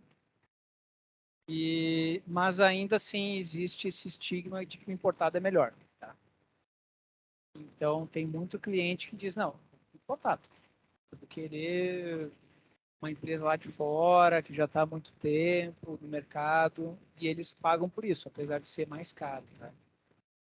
Então, sim, existe esse estigma e a gente vê, às vezes, na lata. Não, eu vou comprar de... Isso acontece.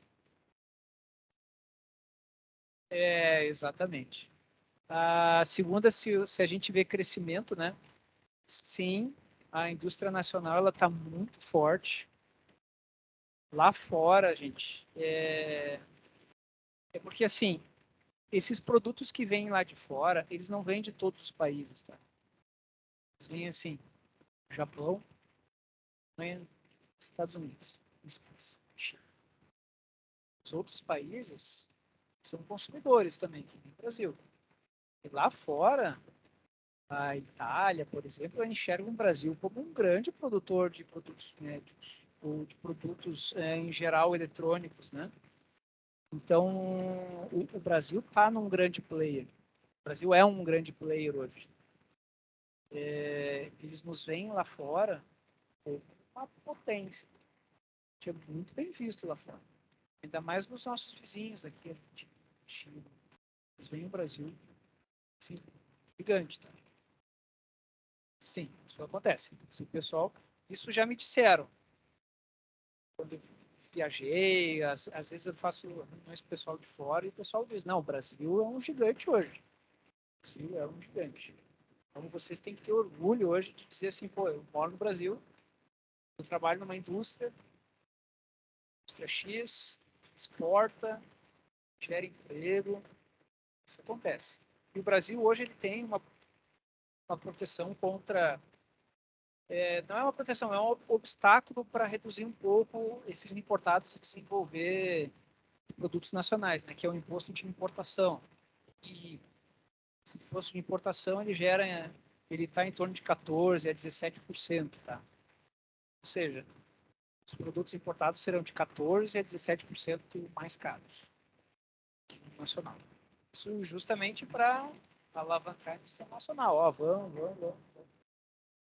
E hoje o Brasil, gente, o Brasil é um exportador de tecnologia, tá? O Brasil exporta produto eletrônico, não é produto eletrônico simples, tá? É produto eletrônico complexo.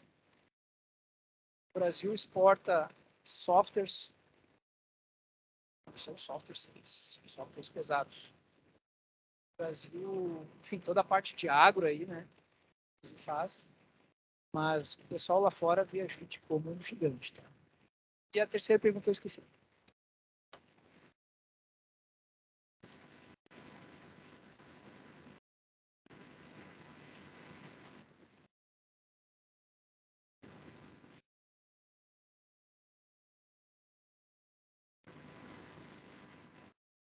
A gente enxerga investimentos maiores, tá?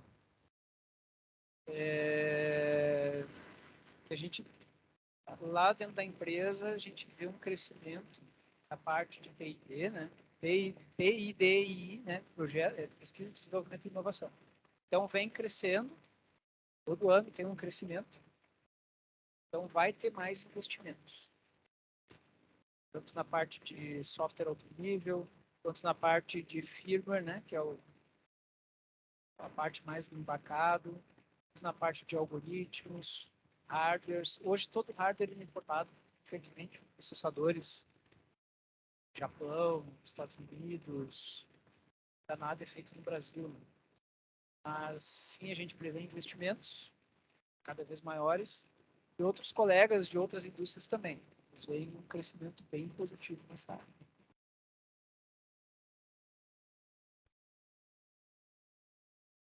E tem alguma pergunta online?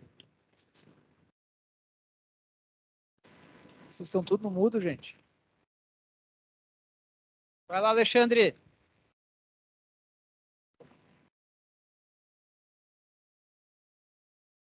Melissa, tá aí, Melissa?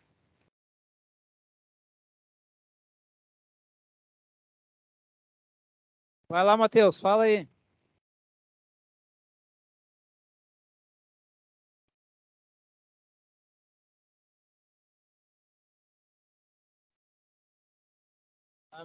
Mandou no chat.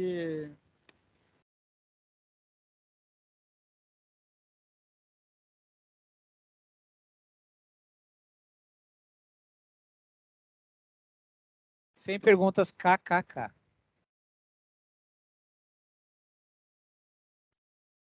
Ó, a Luísa ali, ó, Luísa Becker. Vai que é tua, Luísa.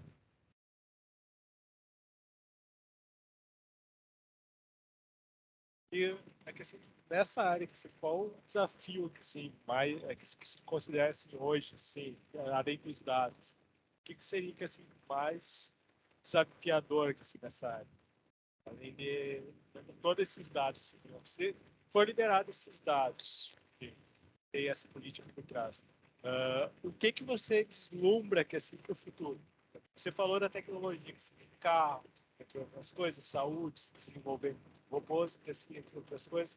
Mas o que você deslumbra, que, assim, como você foi muito para ficção científica, o que você deslumbra, assim, para expectativa de vida mais 30, 40 anos? O que eu posso esperar para isso? Bom, a gente espera que vai existir muita tentativa e erro, tá? Nessa ficção aí que a gente vai seguir. Muitas tecnologias vão ser tentadas e vão ser desistidas no meio do caminho ou serão pivotadas. Então vai ter muito investimento que vai dar errado, mas os investimentos que derem certo, esse sim, se vai pagar, vai lavar a égua. Então a gente vê aí a própria empresas aí com cemitério de tecnologias, se vocês pesquisarem, né? Tem empresas que têm 160 tecnologias que tentaram, deram certo, tá? Então, os desafios serão esses, de tentar e errar, e continuar cabeça erguida. Para nós, a gente ainda tem aquele estigma de que fracassar está errado, mas lá no Vale do Silício da China, né? Vale do Silício, fracassar é apenas uma parte, né? Apenas aonde vocês chegaram para ir adiante. Não é errado fracassar. Até o pessoal faz assim enterros, né? Enterros simbólicos. Eu fiz uma tecnologia que deu errado. Aí eu faço um enterro, trago um cachorro. Tudo para comemorar que eu fracassei. Parece estranho, porque a gente acha que fracassar é errado. Mas lá não. Fracassar é só um passo a ser dado. Faz parte do processo. Uhum. A Evelyn tem uma pergunta. Ela gostaria de saber qual seria a dica para alguém começar a trabalhar mais focado na área. Boa pergunta. Bom, se for numa empresa, né? Se for numa empresa,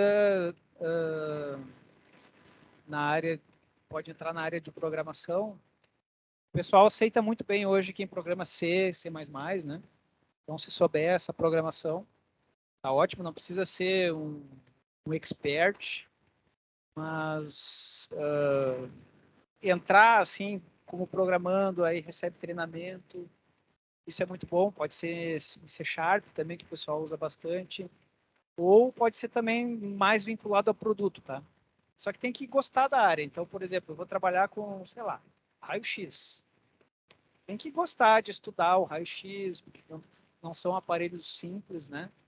Ler manuais, ler os concorrentes, estudar como é que funcionam os hospitais, ir nos hospitais.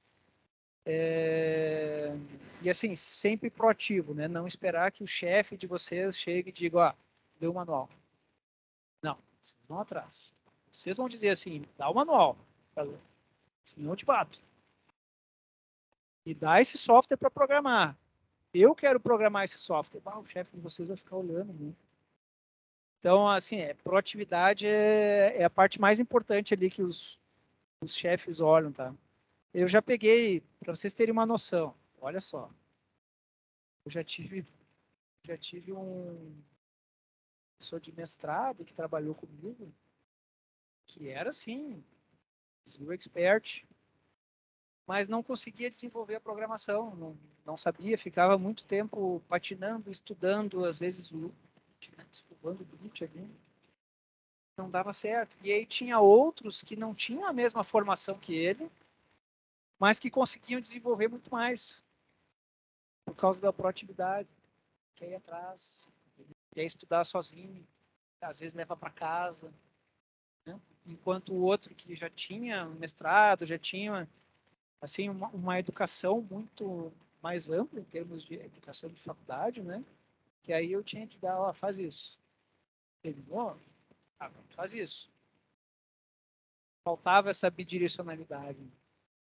Não sei se eu respondia a pergunta, mas tem uma fórmula mágica, tá?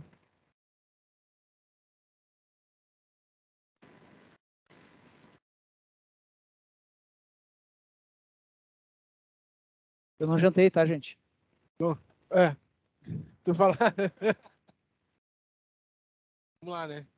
Falou sobre a questão ali de não ter os componentes aqui no Brasil, né? A parte de processador, memória, FPGA e por aí vai.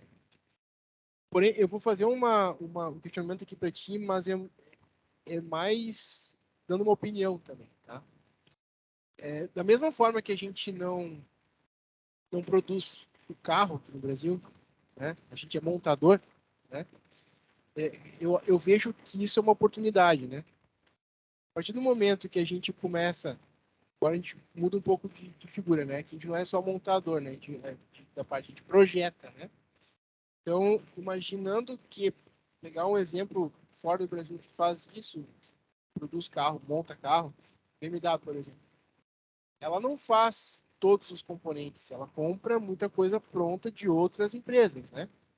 E é um grande player de mercado aí, tudo mais, tecnologia, bota, para falar, tem a parte do carro inteligente, tudo mais, a própria Tesla, né, também. Será que a gente não poderia, como país, pensar, não, peraí, eu preciso ir lá no silício, mas eu posso ser um bom projetista, e hoje eu vejo que o Brasil tem isso, né?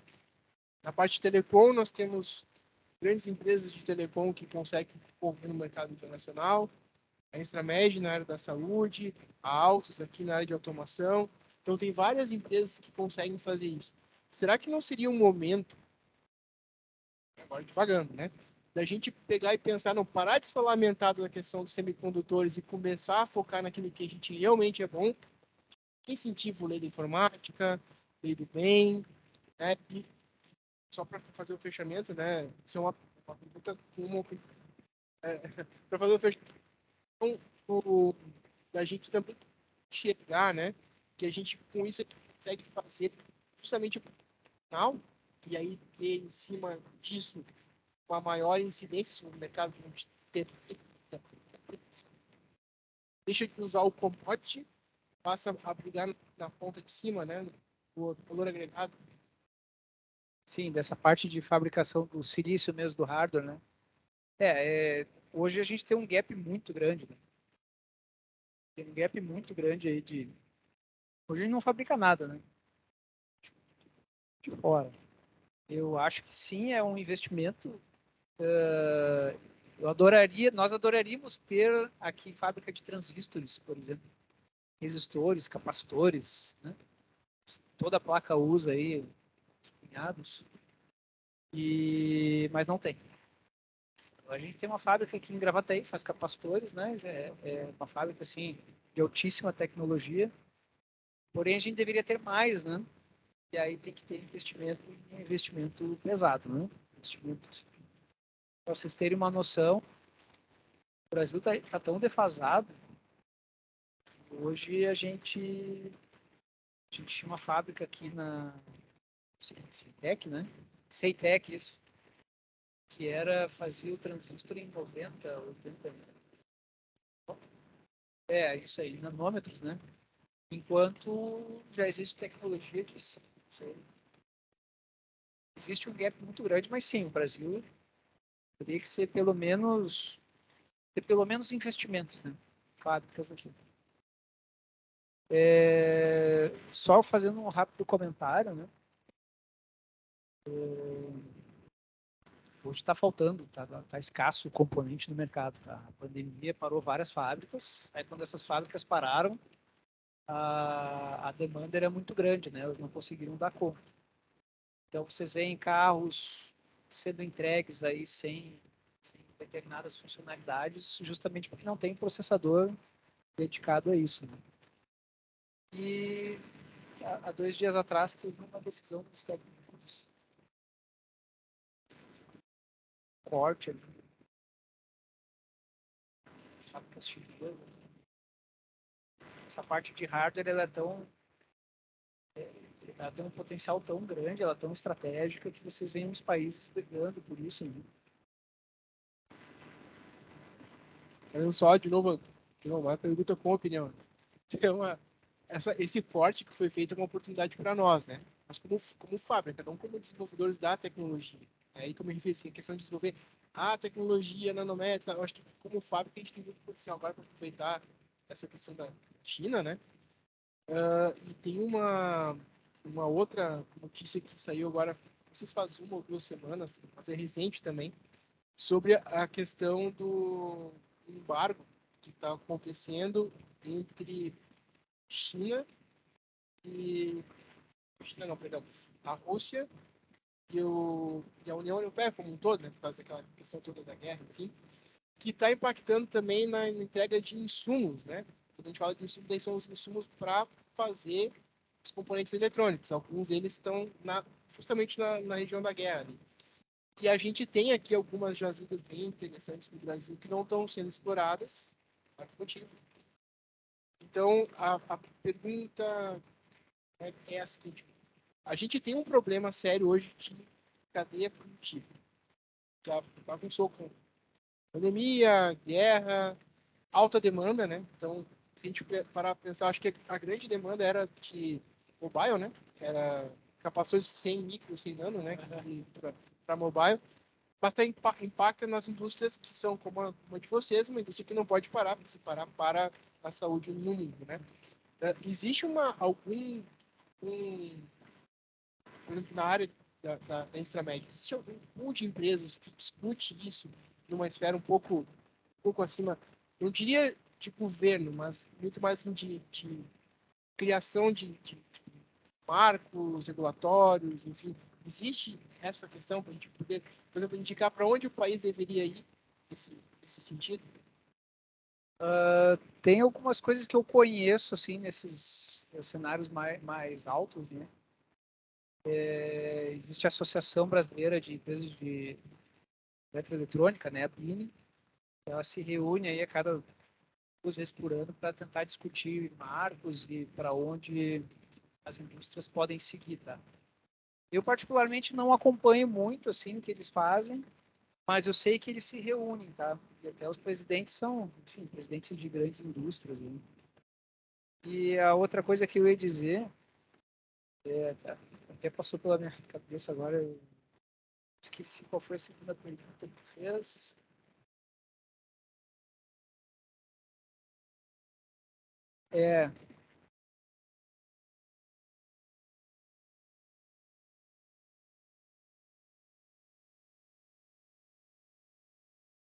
Sim, sim, Isso a gente vê acontecendo, por exemplo, processador que antes tinha um lead time, né? Lead time é tempo de entrega, né? 15 semanas.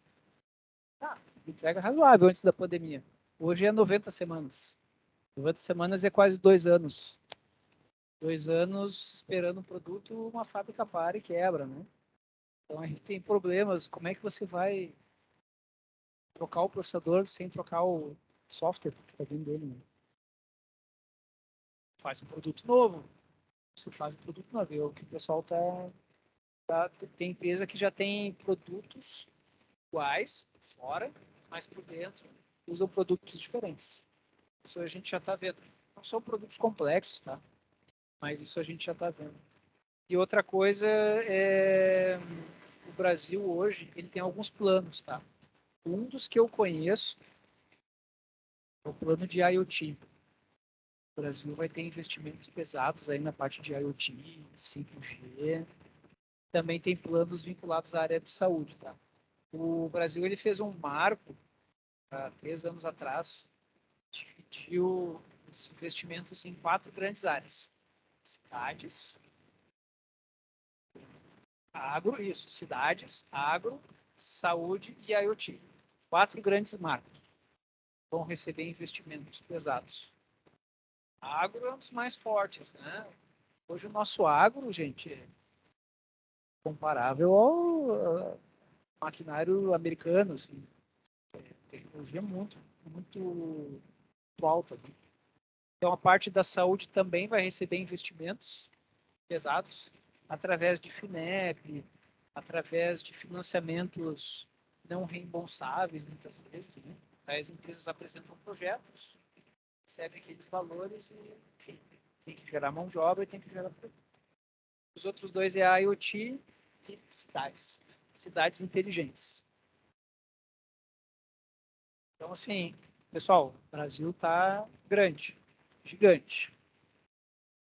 Só que tem países que estão mais gigantes aí. Né? Então a gente tem que correr atrás.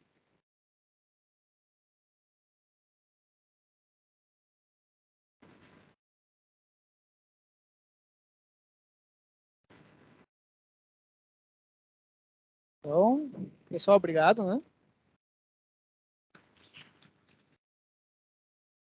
Obrigado.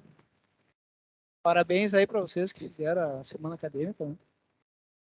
Boa noite. Muito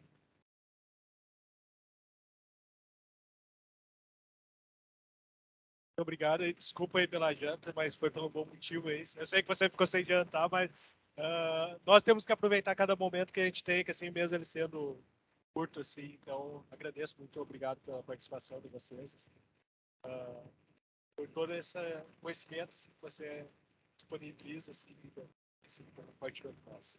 Obrigado. Obrigado a todos os presentes, então, uma ótima noite para vocês. Bom.